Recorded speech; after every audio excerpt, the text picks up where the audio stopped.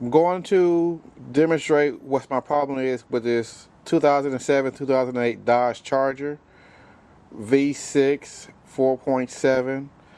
I already installed a new water pump on it, which is that right here, if you can get a good picture of it. And as you can see, the lower hose is not connected and the upper hose is not connected. I'm getting ready to put some water in here because I'm tired of losing antifreeze. I got water coming from the weep hole, which, if you can see, I have a mirror down there to get a good picture of it. You can see it leaking right there because I put some water in there already. But I'm going to add some more water to it, and you can see it from the beginning.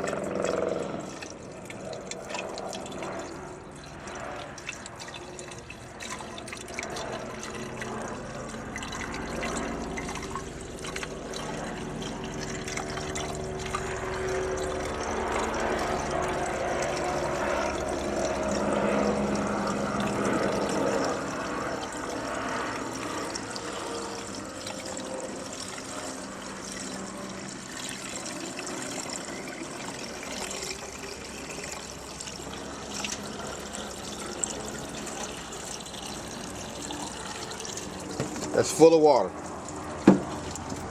Now I got a running stream coming from the weep hole. You can see it down there.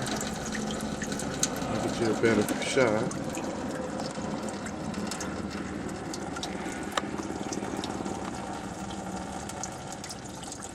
This pouring out like no tomorrow.